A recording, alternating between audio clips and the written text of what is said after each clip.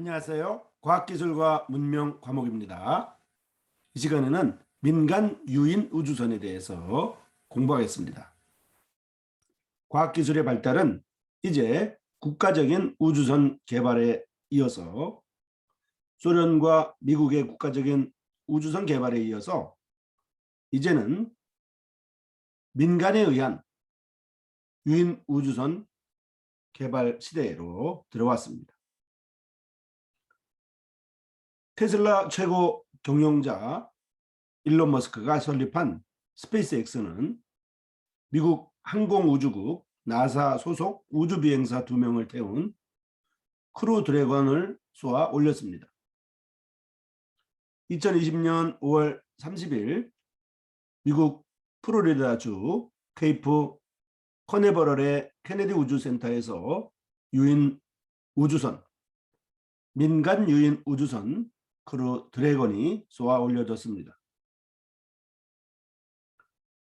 민간 기업인 스페이스X는 유인 우주선을 처음으로 발사하면서 민간 우주 탐사 시대의 개막을 알리는 주인공이 됐습니다.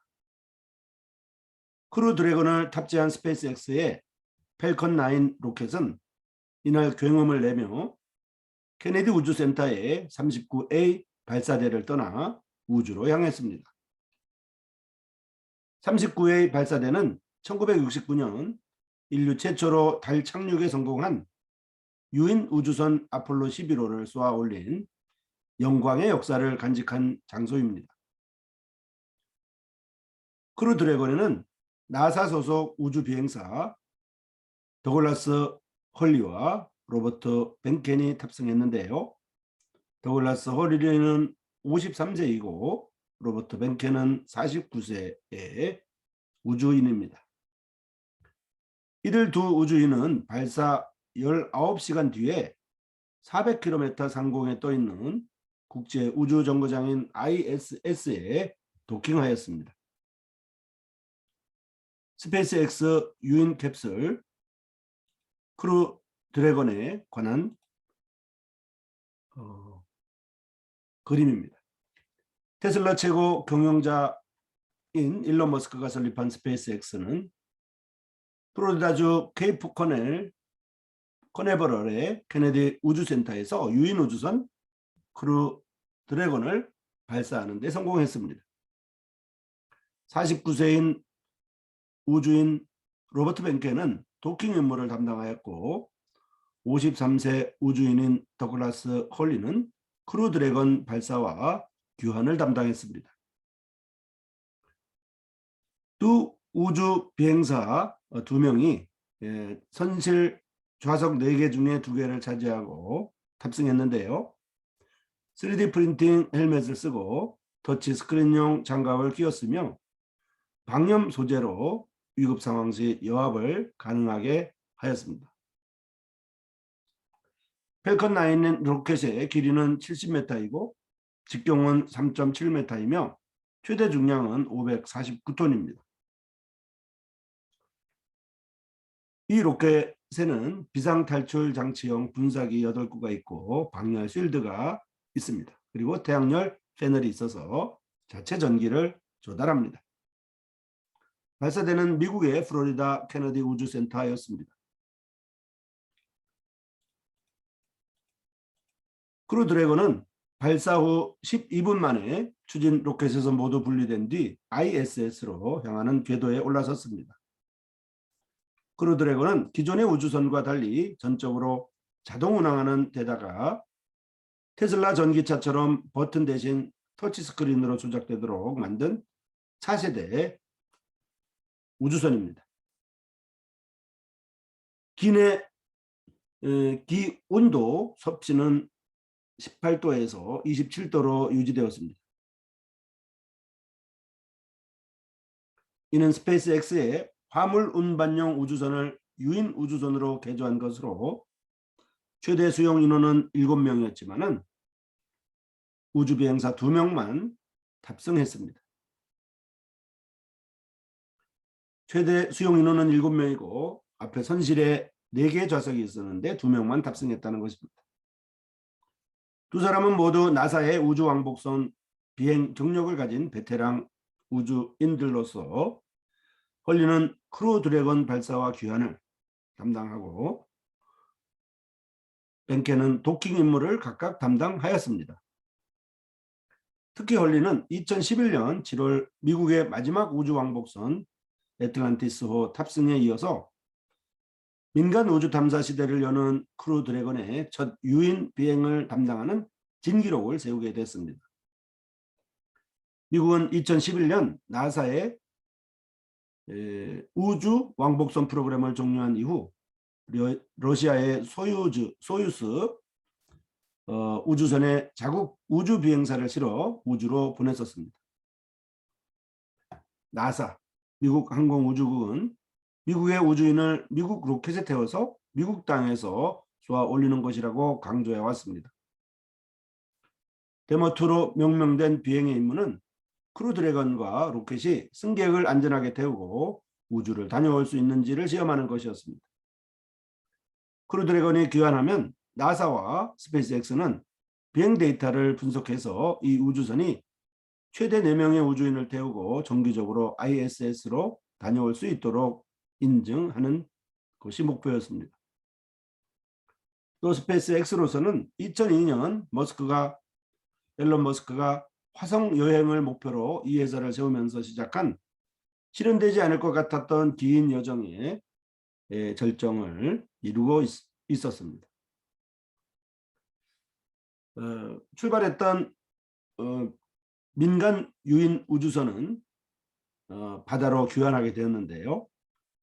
한 2달 정도의 기간 후에 귀환하게 되었는데 이렇게 유인 우주선이 귀환하는 것은 45년 만에 인류 역사에서 45년 만에 일이었습니다.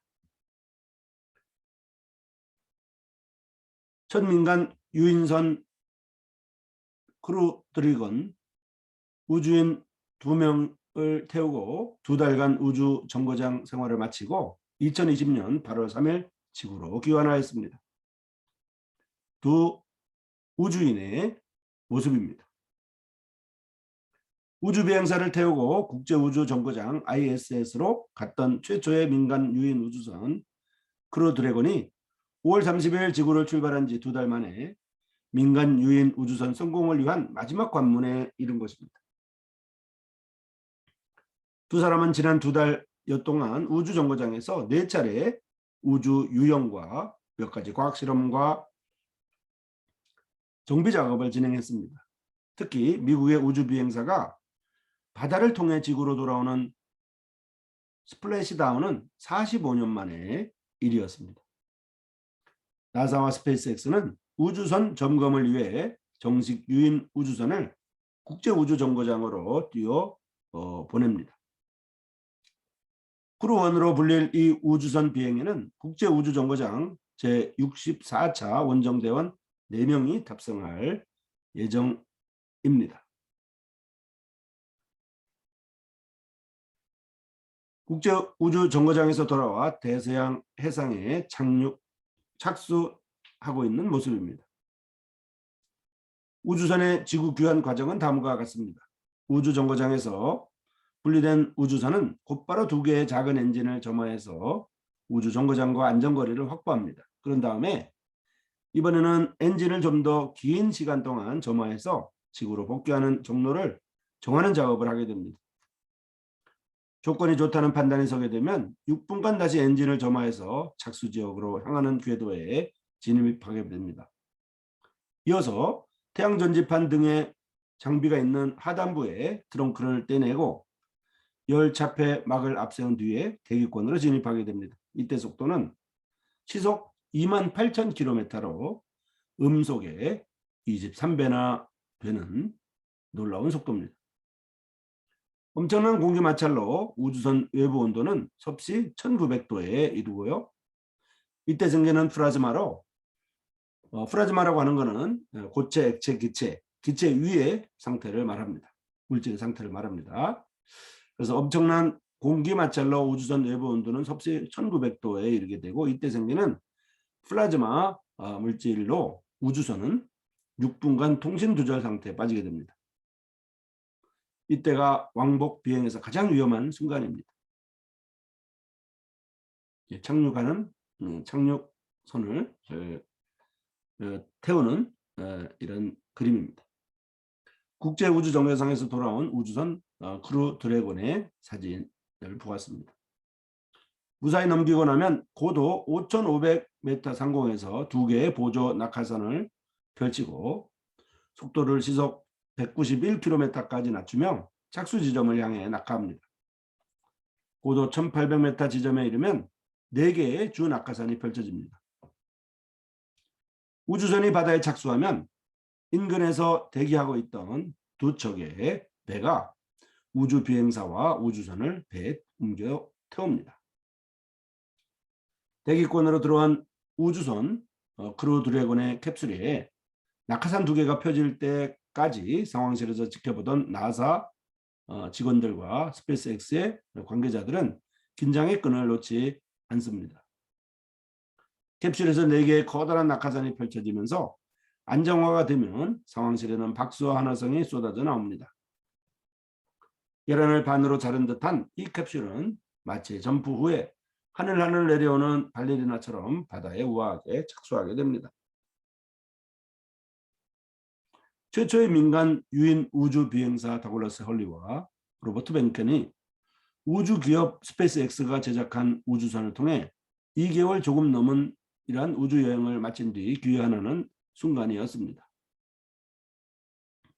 해상의 우주선이 낙하산을 펼친 채 내려와서 배가 회수되는 착수 귀환은 1975년 7월 아폴로 소유스 프로젝트 이후 미국에서는 45년 만에 이루어진 역사적인 순간이었습니다. 두 우주 비행사를 우주로부터 무한히 귀환시킨 크루 드래곤의 캡슐이 그대로 회수되었습니다. 원래는 나사에서는 민간 우주 회사인 스페이스X에서 이렇게 크루 드래곤의 캡슐이 회수되는 이것은 굉장히 중요한데요. 지금까지는 나사에서 로켓을 발사하고 로켓 발사대나 또는 이런 캡슐 같은 것들을 회수하지 않고 폐기했었습니다.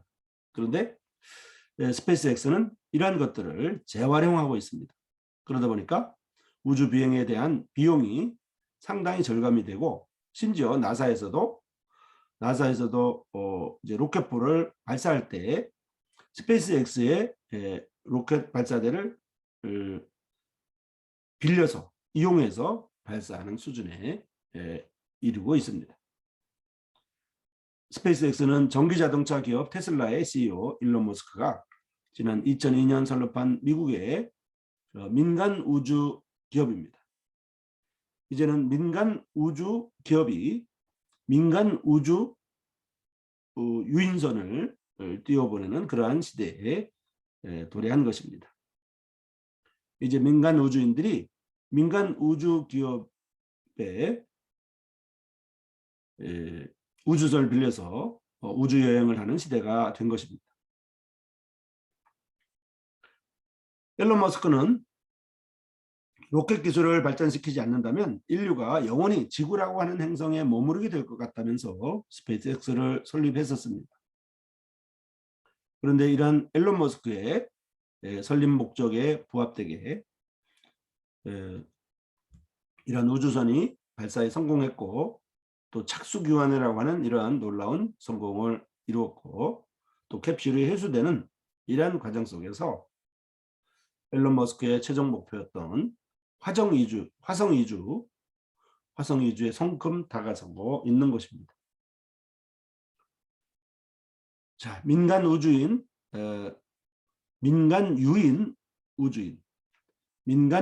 우주선 시대가 도래했다고 하는 것을 정리할 수 있습니다. 민간 우주인이 민간 회사에서 설립한 우주 회사에서 우주 여행을 할 수 있게 된 것입니다.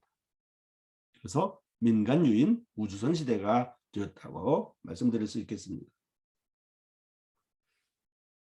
두 우주인의 얼굴 사진입니다. 버튼을 누르지 않고 이렇게 밀어가지고 작동하는 그러한 시스템을 보고 있습니다. 스마트폰 그 화면처럼 되어 있습니다. 민간 유인 우주선 시대가 열렸고 스페이스X에서 발사하는 그 발사대의 사진을 보고 있습니다. 민간 유인 우주선 시대가 이제 국가 주도에서 민간 주도로 이렇게 옮겨가는 상황입니다. 물론 나사와 미국 항공우주국과 민간 우주선 회사인 스페이스X는 긴밀히 협조하고 있고요. 오히려 미국 나사, 미국 항공우주국이 스페이스X라고 하는 민간 회사의 기술력을 도움받고 있다고 하는 것이 고무적입니다. 1961년 옛 소련이 우주비행사 유리 가가린을 태워서 최초의 유인 우주선 보스토크를 쏜 지 60년 만입니다. 크루 드래곤은 보스토크라고 되어 있는데요. 이게 이제 푸트니크호죠. 푸트니크호. 이제 발음에 따라서 다를 수 있습니다. 그래서 다시 한번 말씀드리면 1961년 옛 소련이 지금 러시아입니다. 옛 소련이 우주비행사 유리 가가린을 태운 다음에 최초의 유인 우주선 푸트니크호 보스토크를 쏜 지 60년 만의 일이라는 것입니다. 크루 드래곤은 인류가 만든 9번째 유인 우주선이자 첫 번째 민간 유인 우주선이 됩니다. 이전의 유인 우주선들은 모두 국가가 소유권과 운영권을 쥐고 기업에 주문 제작해 왔었습니다. 그러다 보니까 비용도 많이 들었고 또 절약하는 부분이 없었는데 민간 우주선이 되면서 스페이스X가 관여하면서 비용이 굉장히 절감되었고 더군다나 발사대를 다시 재활용할 수 있었으며 그 캡슐을 다시 회수해서 다시 재활용하는 이렇게 되다 보니까 여러 가지 비용이 절약되고 있습니다. 이제 크루 드래곤은 스페이스X가 독자적으로 개발한 말 그대로 민간 우주선인 것입니다. 과거 온 나라가 총력을 기울여 개발한 것을 이제는 민간 기업 한 곳이 해냈다는 의미를 담고 있습니다. 지금까지 유인 우주선을 개발한 나라는 미국, 그리고 러시아, 그리고 중국 세 나라뿐입니다. 제일 먼저 한 데는 이제 러시아이고요. 보스토크, 부스니크호, 푸트니크호죠.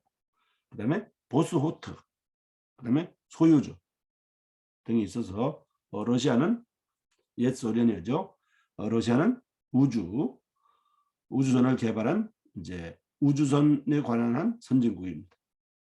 그리고 미국의 아폴로호 등이 있고요. 그다음에 중국의 선저우 등이 있습니다. 지금까지 유인 우주선을 개발한 나라는 미국, 러시아, 중국 세 나라뿐이라고 말씀드릴 수 있습니다. 미국 우주 비행사들은 2011년 우주 왕복선 아틀란티스가 퇴역한 이후 러시아의 소유주 우주선을 빌려 타고 있습니다.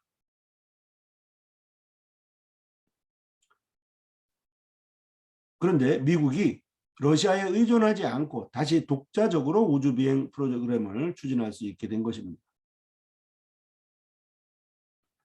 두 우주 비행사는 2000년에 나란히 우주 비행사로 데뷔했다고 이미 말씀드렸습니다.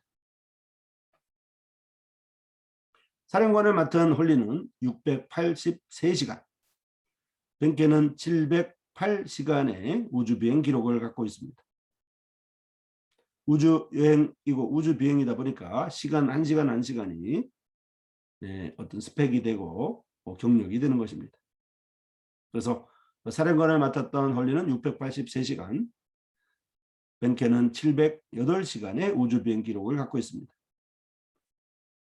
홀리는 2011년 아틀란티스의 마지막 비행에서 우주 왕복선 조종을 맡았었습니다. 두 우주인의 얼굴을 정면으로 보고 있습니다.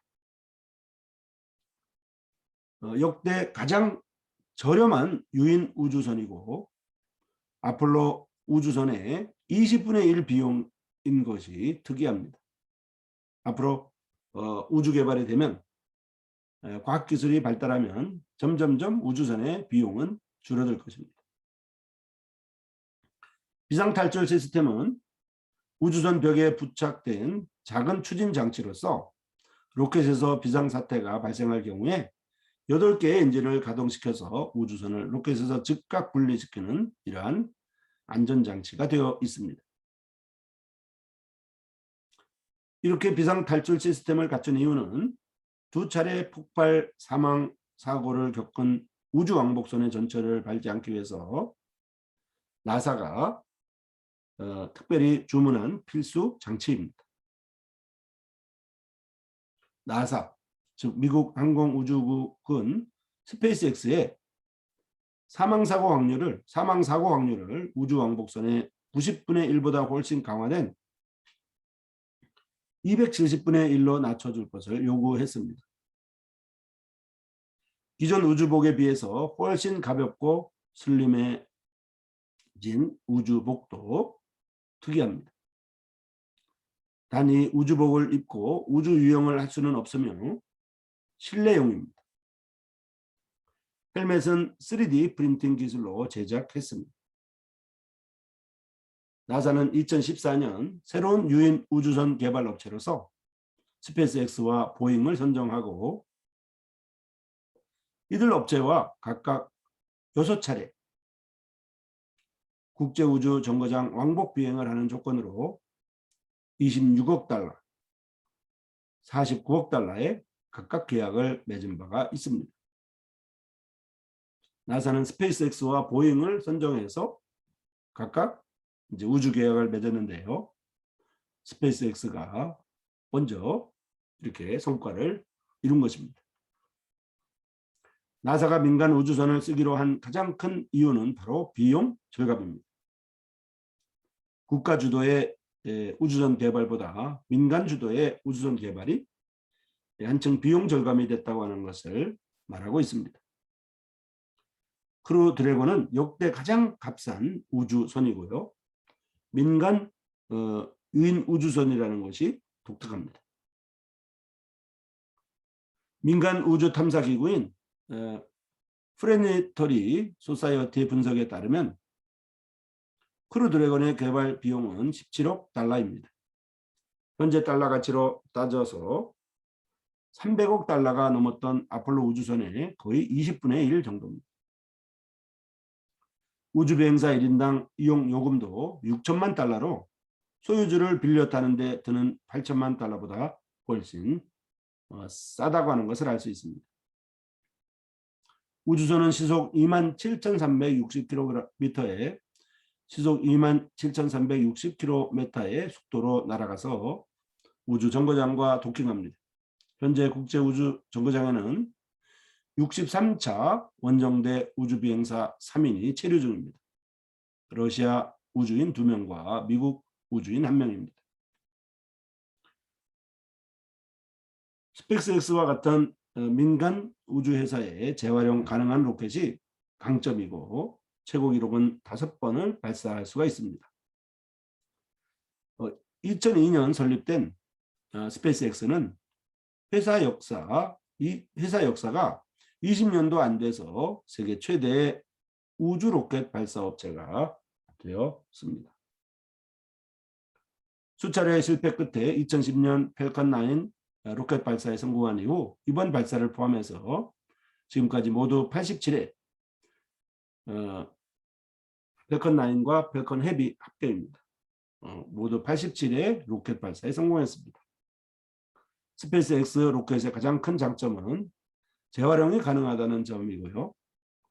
총 발사 횟수의 절반이 넘는 52세에 걸쳐서 로켓을 해상 바지선이나 육상 기지로 회수했으며 회수한 로켓을 다시 쏜 횟수도 35차례나 됩니다. 한 로켓을 4번 회수해서 5번 발사한 기록도 갖고 있습니다. 캘리포니아 호손에 있는 스페이스X 본사의 전경입니다.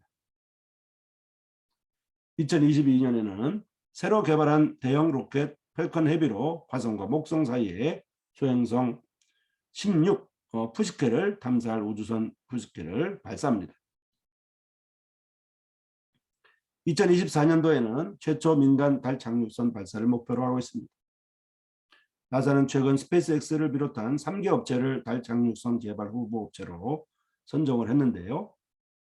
달 탐사에 사용할 우주선 일체형 로켓스타 10은 높이가 120m로 아폴로 우주선을 실어 날랐던 세턴 5보다 큽니다. 경쟁 업체인 보잉은 유인 우주선 CST-100 스트라이너를 개발 중에 있습니다. 이 시간에는 민간 유인 우주선에 대해서 알아봤습니다. 여러분 수고했습니다.